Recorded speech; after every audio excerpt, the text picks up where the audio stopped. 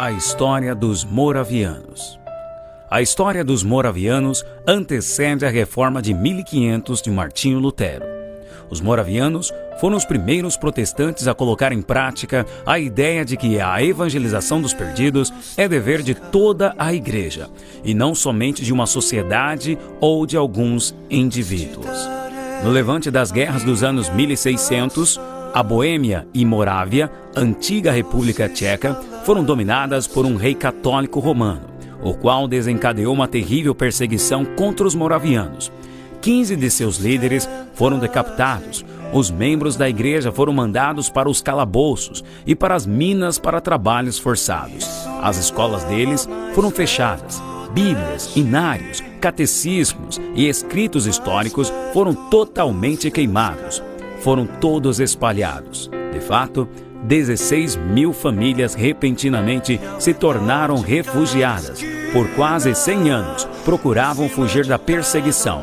Por causa disso, formaram uma poderosa rede de cristãos clandestinos, através de pequenas células. Anos mais tarde, em 1722, um pequeno grupo desses refugiados estava à procura de algum lugar onde pudesse se sentir seguro. Quando cruzaram a divisa da Alemanha, ouviram de um lugar conhecido como Herrnhut, uma pequena faixa de terra da propriedade de Nicholas Ludwig van Zinzendorf. Zinzendorf assumiu a responsabilidade não apenas supervisionando como dono da terra onde viviam, mas sim para lhes servir de pastor. Em 1727, um derramar do Espírito de Deus uniu a comunidade. Quando o avivamento espiritual ocorreu em 1727, começaram uma vigília de virada de relógio, 24 horas por dia, 7 dias por semana, 365 dias por ano. O livro devocional, conhecido como Lemas Diários, que ainda tem sido publicado pela Igreja Moraviana, era o devocional mais amplamente usado entre os cristãos europeus. O ministério moraviano era fortemente regado por oração. Tiveram uma vigília de oração que durou um tempo de 100 anos, literalmente. Os moravianos não eram altamente educados, nem teologicamente treinados. Eram comerciantes. De fato, os 2 primeiros missionários que foram enviados eram coveiros por profissão. 2 jovens moravianos, de cerca de 20 anos de idade, ouviram sobre uma ilha no leste da Índia, onde 3.000 africanos trabalhavam como escravos e cujo dono era um britânico agricultor e ateu. Esses jovens fizeram contato com o dono da ilha e perguntaram se poderiam ir para lá como missionários. A resposta do dono foi imediata. Nenhum pregador e nenhum clérigo chegaria a essa ilha para falar sobre essa coisa sem sentido. O homem disse que aceitaria, mas não pagaria nem mesmo o transporte deles. Então, os jovens usaram o valor de sua própria venda para custear sua viagem. No dia da partida para a ilha, as famílias estavam reunidas no porto para se despedirem dos jovens. Houve orações, choros e abraços. Amigos e familiares puderam dar o último adeus para seus irmãos. E algumas pessoas falaram: "Por que vocês estão fazendo isso? Vocês nunca mais irão ver seus familiares e amigos e vão ser escravos para o resto de suas vidas." Mas quando o barco estava se afastando do porto, os 2 jovens levantaram suas mãos e declararam em voz alta: "Para que o Cordeiro, que foi imolado, receba a recompensa por seu sacrifício através das nossas vidas." Esse tipo de amor nos leva a apoiar os interesses de Deus e a ficarmos intensamente zelosos por sua honra e glória. Fruto de um avivamento. É um amor que chora por causa das pessoas que não conhecem a Cristo. É esse tipo de amor que ardia como fornalha no coração dos moravianos e também será despertado em seu coração. Pois afinal, é o que estamos buscando: mais paixão, mais fogo e mais glória.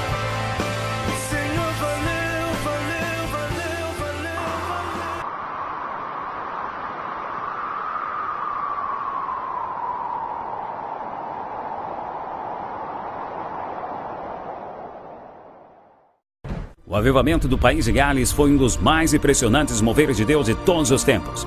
Em poucos meses de avivamento, um país inteiro foi transformado. Mais de 100 mil pessoas aceitaram o Senhor Jesus como seu Senhor e Salvador, e a notícia foi espalhada ao redor do mundo. O avivamento começou em outubro de 1904 na pequena cidade de Lohore com Evan Robert, um jovem de 26 anos. Evan Robert foi um instrumento usado por Deus para inaugurar o avivamento de 1904. Anos atrás, em 1891, aos 13 anos de idade, Robert começou a ter fome e sede e orar por duas coisas importantes: para que Deus o enchesse com seu espírito e para que Deus enviasse o avivamento ao país de Gales. Robert fez talvez o maior investimento no banco de oração de Deus a favor do avivamento que o Senhor desejava enviar. E talvez fosse essa a razão de Deus ter começado a onda internacional de avivamento no país de Gales através de Evan Robert. Evan Robert tinha acabado de começar a cursar no seminário quando teve uma visão na qual Deus o chamava para voltar à sua pequena cidade e pregar para os jovens da sua igreja. Robert já tivera outras experiências com Deus e estava convencido que ele estava prestes a derramar um poderoso avivamento sobre o país inteiro. Mesmo assim, podemos imaginar que não foi fácil para ele voltar para casa depois de apenas 15 dias no seminário. Mas na noite de domingo, 30 de outubro de 1904, durante o culto, Robert teve uma visão dos seus amigos de infância e entendia que Deus estava falando para ele voltar para casa e evangelizá-los. No dia seguinte, Evan Robert reuniu jovens da igreja e começou a passar a sua visão para o avivamento. Ele ensinou que o povo orasse uma oração simples: envia o Espírito Santo agora, em nome de Jesus Cristo.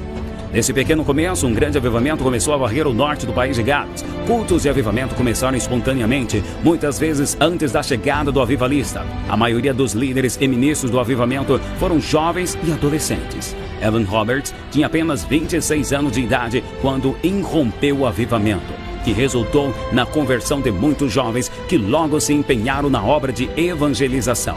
Crianças também foram usadas poderosamente no avivamento, ganhando muitas almas para Jesus. Novos convertidos lideravam grandes reuniões de oração e estudos bíblicos. Os efeitos do avivamento estenderam-se muito além dos cultos e reuniões de oração. Os bares, cinemas fecharam. As livrarias evangélicas venderam todos os seus estoques de Bíblias. O avivamento tornou-se manchete nos principais jornais do país. A presença de Deus parecia ser universal e inevitável, invadindo não somente as igrejas e reuniões de oração, mas se manifestando também nas ruas, nos trens, nos lares e nos bares.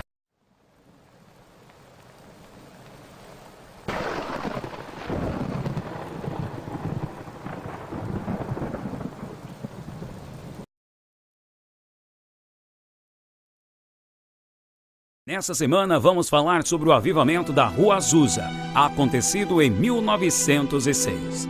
O avivamento da Rua Azusa na cidade de Los Angeles, Estados Unidos, tem marcado profundamente o cristianismo dos últimos 100 anos. Hoje, dos 660 milhões de cristãos protestantes e evangélicos no mundo, 600 milhões pertencem a igrejas que foram diretamente influenciadas pelo avivamento ocorrido na Rua Azusa. O início do avivamento começou com o ministério do Charles Fox Parham, em 1898. Ele abriu um ministério, incluindo uma escola bíblica, na cidade de Topeka, Kansas, Estados Unidos. Um dos alunos dessa escola foi William Seymour. Nascido em 1870, filho de ex-escravos, Seymour estava pastoreando uma pequena igreja, Holiness, na cidade. E já estava orando 5 horas por dia para poder receber a plenitude do Espírito Santo na sua vida. Seymour ficou em oração, aumentando seu tempo diário de oração para 7 horas por dia, pedindo que Deus o desse aquilo que Parham pregou, o verdadeiro Espírito Santo e fogo, com línguas e o amor e o poder de Deus, como os apóstolos tiveram. Uma reunião de oração começou na casa da família Asbury, na rua Bonnie Brae, número 214. O grupo levantou uma oferta para poder trazer Lucy Farrell, amiga de Seymour, que tinha recebido o batismo no Espírito Santo na cidade de Houston. Quando ela chegou, Farrell orou para Edward Lee, que caiu no chão e começou a falar em línguas estranhas. Naquela mesma noite, 9 de abril de 1906, o poder do Espírito Santo caiu na reunião de oração na rua Bonnie Brae. E a maioria das pessoas presentes começaram a falar em línguas. Jenny Moore, que mais tarde se casou com William Seymour, começou a cantar e tocar o piano, apesar de nunca ter aprendido a tocar. A partir dessa noite, a casa na Rua Bonnie ficou lotada com pessoas buscando o batismo no Espírito Santo. Dentro de poucos dias, o próprio Seymour também recebeu o batismo e o dom de línguas. Uma testemunha das reuniões na Rua Bonnie Brain disse assim: eles gritaram durante 3 dias e 3 noites. Era Páscoa. As pessoas vieram de todos os lugares. No dia seguinte, foi impossível chegar perto da casa. Quando as pessoas entraram, elas caíam debaixo do poder de Deus e a cidade inteira foi tocada. Eles gritaram lá até as fundações da casa cederem, mas ninguém foi ferido. Durante esses 3 dias, havia muitas pessoas que receberam o batismo. Os doentes foram curados e os pecadores foram salvos assim que eles entravam na casa. Sabendo que a casa na Rua Bonnie Brain estava ficando pequena demais para as multidões, Seymour e os outros procuraram um lugar para se reunir. Eles acharam um prédio na Rua Azusa, número 312, que tinha sido uma igreja metodista episcopal, mas depois de ser danificado no incêndio, foi utilizado como estábulo e depósito. Depois de tirar os escombros e construir um púlpito de 2 caixas de madeira e bancos e tábuas, o primeiro culto foi realizado na Rua Azusa no dia 14 de abril de 1906.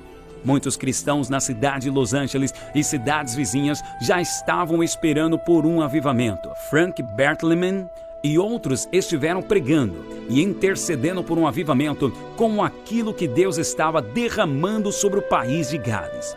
Como no avivamento de Gales, as reuniões não foram dirigidas de acordo com uma programação, mas foram compostos de orações, testemunhos e cânticos espontâneos.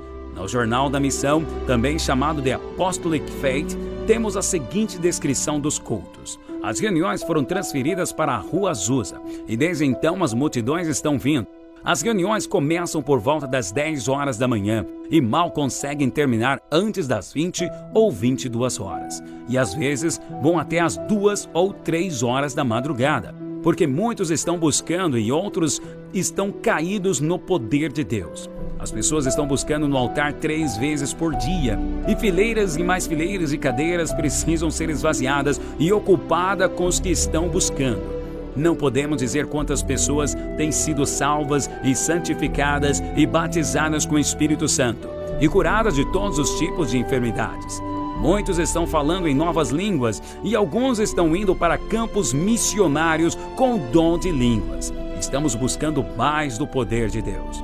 O avivamento da Rua Azusa durou apenas 3 anos, mas foi instrumental na criação do avivamento pentecostal, que é o maior segmento da igreja evangélica hoje. William Durham recebeu seu batismo no Espírito Santo em Azusa, formando missionários na sua igreja em Chicago, como A.M. Bell, fundador da Assembleia de Deus nos Estados Unidos, e Daniel Burke, fundador da Assembleia de Deus no Brasil. E assim também será conosco nesses dias. O avivamento virá e virá sobre a sua casa. Em 1906 foi na Rua Azusa, mas hoje será no endereço da sua célula, do prédio da sua igreja. Prepare-se, 21 dias para despertar mais paixão, mais fogo e mais glória. O melhor ainda está por vir.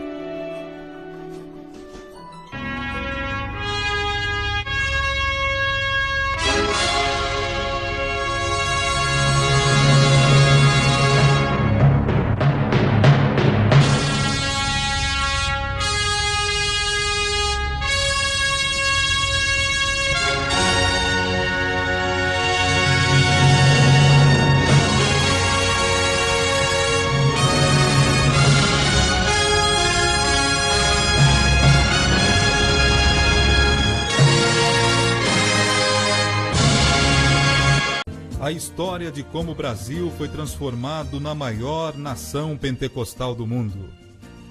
Enquanto o avivamento conquistava terrenos e dominava a vida religiosa em Chicago, fatos de alta importância envolveram 2 jovens suecos residentes nos Estados Unidos, que em breve teriam suas vidas intimamente ligadas à história das Assembleias de Deus no Brasil. Na cidade de South Bend, no estado de Indiana, morava um pastor batista que se chamava Gunnar Wingren. Atraído pelos acontecimentos do avivamento de Chicago, o jovem oriundo da Suécia foi a essa cidade a fim de saber o que realmente estava acontecendo ali. Diante da demonstração do poder divino, ele creu e foi batizado com o Espírito Santo. Pouco tempo depois, Gunnar Wingren conheceu outro jovem sueco que se chamava Daniel Berg. Esse jovem também fora batizado com o Espírito Santo. Após uma ampla troca de informações, experiências e ideias, Daniel Berg e Gunnar Wingren descobriram que Deus os estava guiando numa mesma direção, isto é, o Senhor desejava enviá-los com a mensagem do Evangelho a terras distantes, mas nenhum dos dois sabia exatamente para onde seriam enviados. O Senhor lhes falou através de uma mensagem profética que eles deveriam partir para pregar o Evangelho e as bênçãos do avivamento pentecostal. O lugar tinha sido mencionado na profecia Pará. Nenhum dos presentes conhecia aquela localidade. Após oração, os dois jovens foram a uma biblioteca à procura de um mapa que lhes indicasse onde o Pará estava localizado. Foi quando descobriram que se tratava de um estado do norte do Brasil. Aqueles dois jovens suecos sentiam arder em seus corações o entusiasmo e o zelo pela causa de Cristo. Eram tochas daquela mesma fogueira que começara a arder em Chicago. No dia 5 de novembro de 1910, a bordo do navio Clement, os missionários deixaram a frígida Nova York com destino à cálida Belém do Pará. As atividades missionárias dos nossos irmãos se iniciaram ali mesmo. A bordo do navio, entre tripulantes e passageiros, eles distribuíram folhetos e evangelhos que explanava o grande amor de Deus. Falaram da palavra de Deus e testificaram a todos.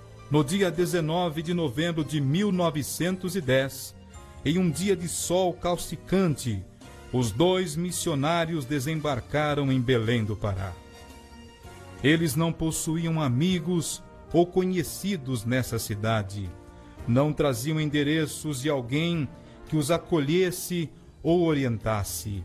Vinham unicamente encaminhados à graça de Deus. Tinham a protegê-los o Deus de Abraão. Carregando suas malas, enveredaram por uma rua. Ao alcançarem uma praça, sentaram-se em um banco para conversar e ali fizeram a primeira oração em terras brasileiras.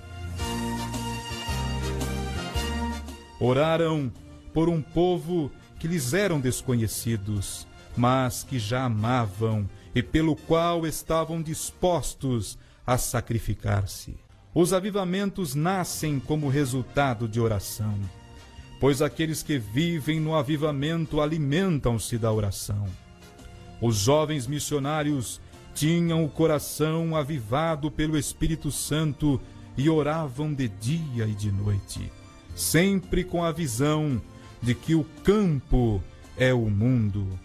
Mesmo com a dificuldade de falar o português, pregavam nas praças, falavam do amor de Deus e entregavam os folhetos e bíblias para as pessoas. Daniel Berg, vendo esta dificuldade de idioma, se dedicava ao trabalho, enquanto Gunnar Wingren se dedicava aos estudos do idioma, o português.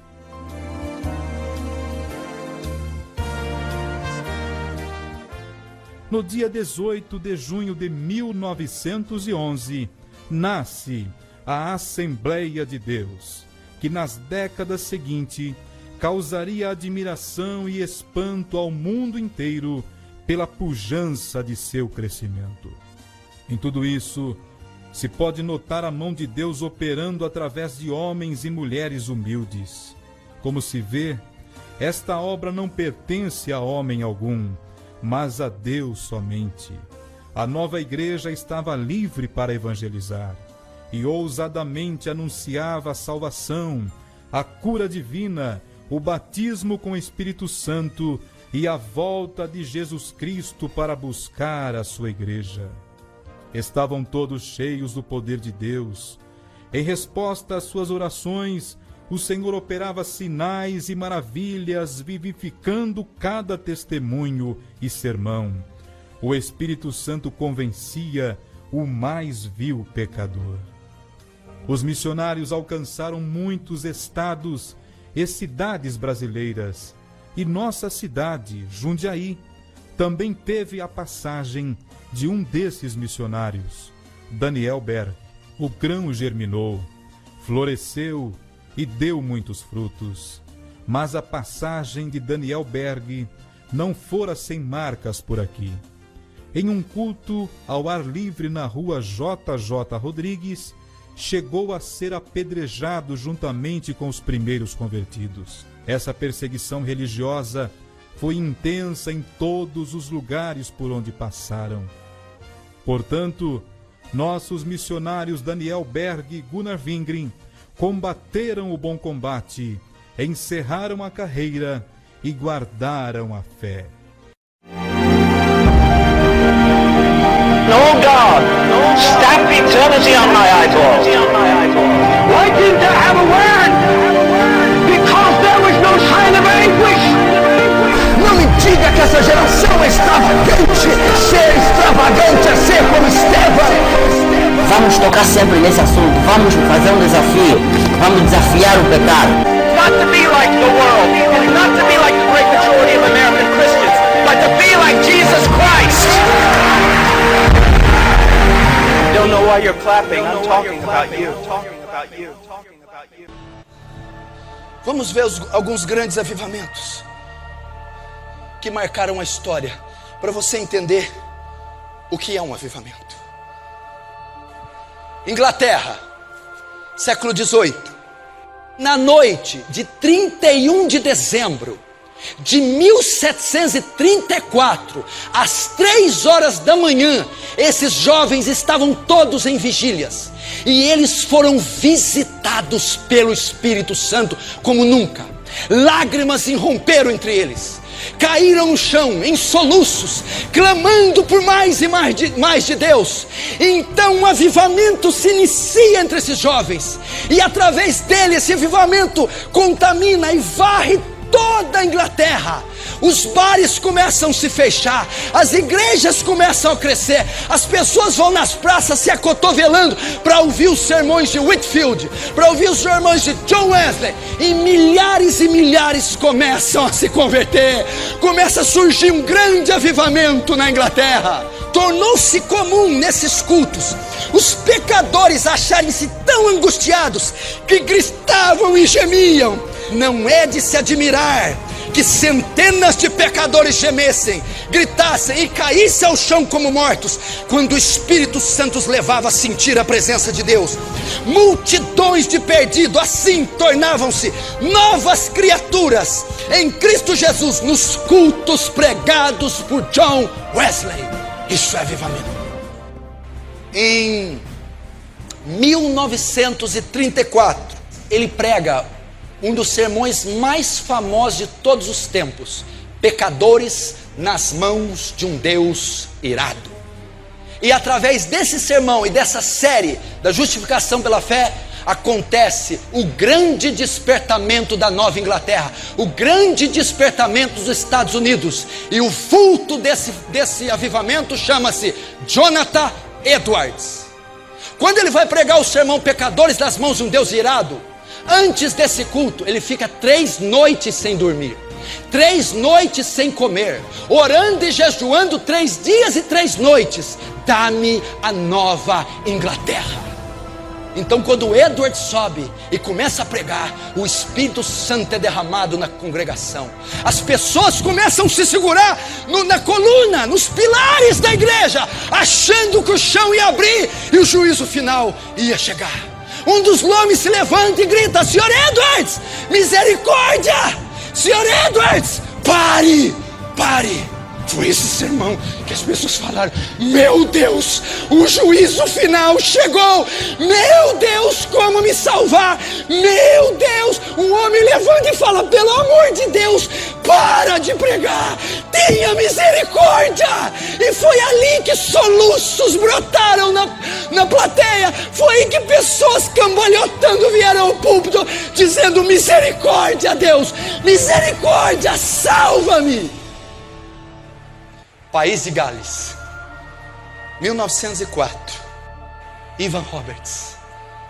O avivamento foi tão devastador nessa cidade, foi tão devastador nessa cidade, meu irmão, que os juízes começavam a dar luvas brancas para a população, porque não havia mais crimes, não havia ninguém nos fóruns, não havia julgamentos, as prisões estavam vazias, não havia ladrões, bandidos. As pessoas iam no bares, pediam a bebida, quando pediam, elas deixavam, com o copo na mão não conseguiam beber. A sociedade inteira mudou, porque um jovem foi para a igreja e começou: me enche do Espírito, me enche do Espírito, me enche do Espírito, a ponto de fechar o comércio da cidade, a ponto de multidões virem, e com 26 anos ganha 100 mil pessoas. O jovem David Brainerd, ele iniciou um avivamento nas selvas americanas, entre os índios silvícolas. E um avivamento começa no meio da selva.